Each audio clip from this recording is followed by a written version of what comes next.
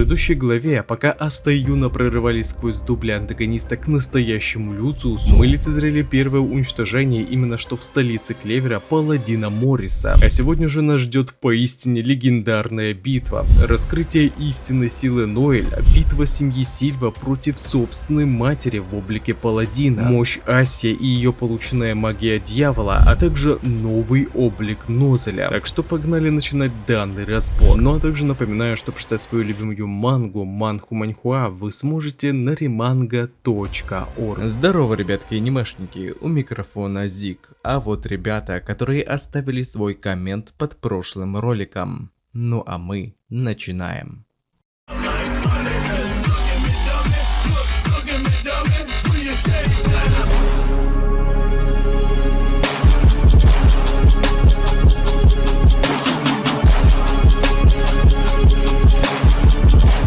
Итак, на свете 372 и 373 главы Черного Клевера. Переводил я ее сам, и так как я не профессионал, а любитель, могут быть ошибки. Прочесть вы ее сможете по ссылке в описании, как только я закончу ее обработку. А если у тебя есть возможность поддержать материально выпуск глав, тогда буду премного благодарен, и в знак признательности твое имя будет закреплено за главой и показано в ролике, обновляясь каждую неделю. Вот, например, люди, поддержавшие выпуск сегодняшних глав. В летнем выпуске Jump Giga Табата решил порадовать нас двойным цветным разворотом с тематикой летнего отдыха, где мы вновь смогли лицезреть облик русалки Ноэль и Асту, плывущего на черепахе. Удивительно, кстати, то, что здесь не было Юна, звездный час которого в этот раз, видимо, забрал себе Лак Волти. Переходя же к повествованию, нас сразу же перемещают в гущу событий к раненому Нозелю после стычки со своей матерью в облике паладина. Вылечив своего господина, тут же побежал целитель, вот только видя обстановку на поле боя и раны капитана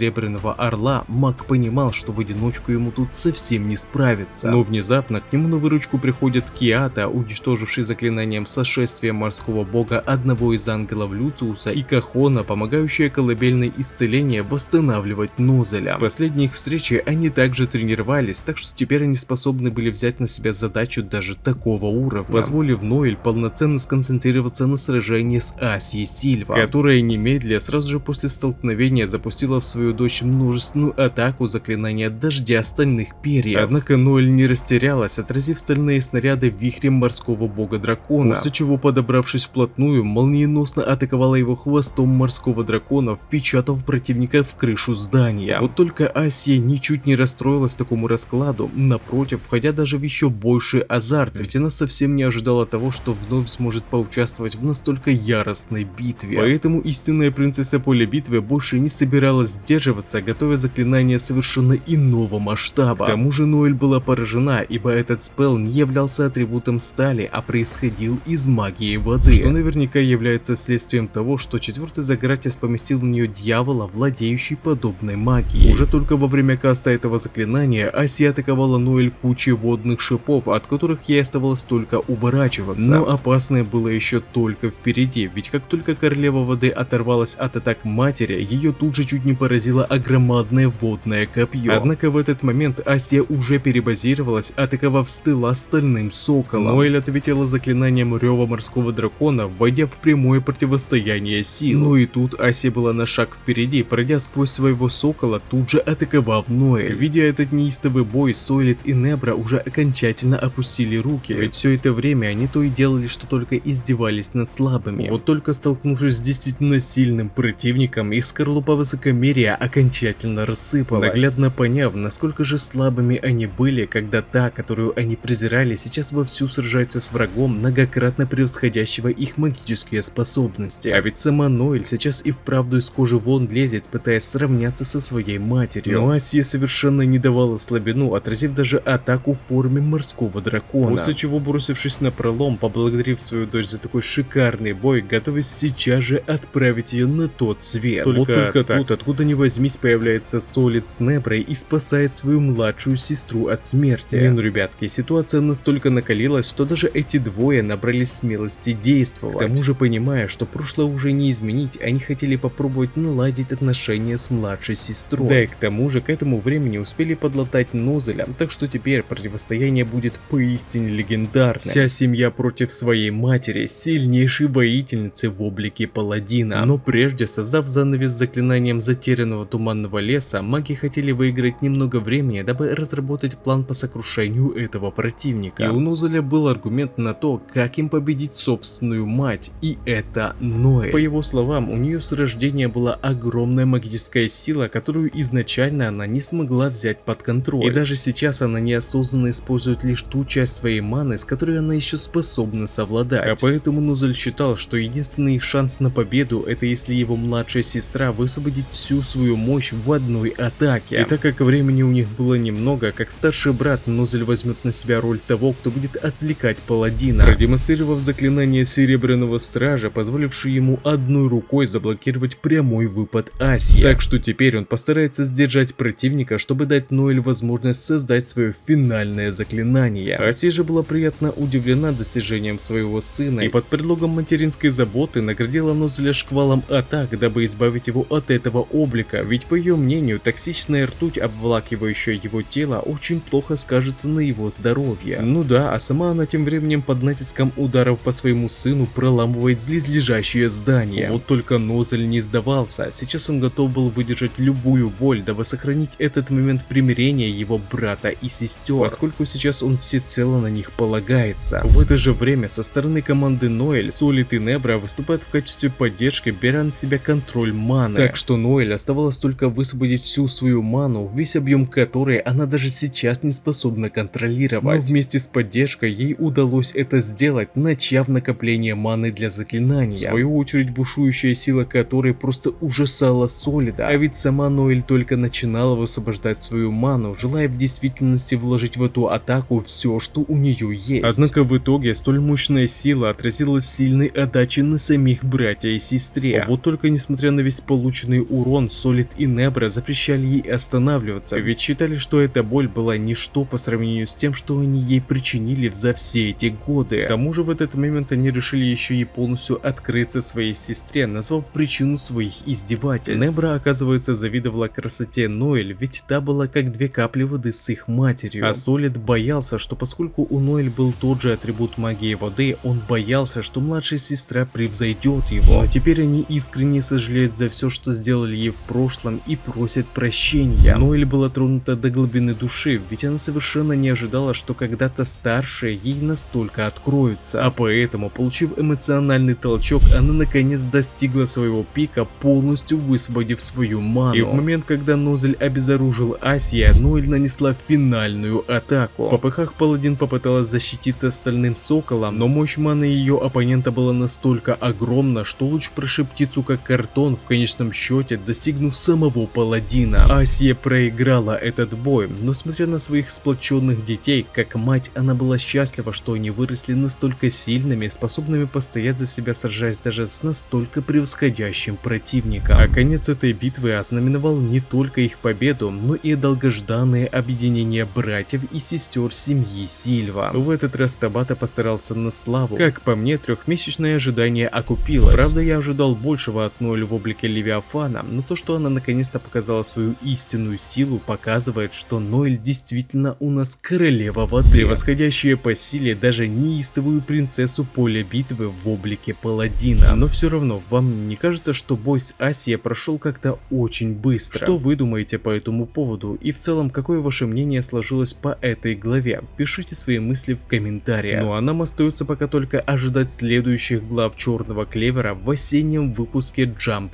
Giga. И также не забывайте, что писать свою любимую мангу и не только вы сможете на remanga.org. А на этом ролик подходит к концу. Пишите в комментариях, что вам понравилось, а что не понравилось, и несколько комментариев попадут в следующий ролик. Если тебе понравился ролик, тогда лайк и подписка для меня будет лучшей благодарностью, а также не забываем про колокольчик, ведь в последнее время не всем приходят уведомления. Всем спасибо за ваш просмотр, мирного неба вам над головой и всем пока-пока.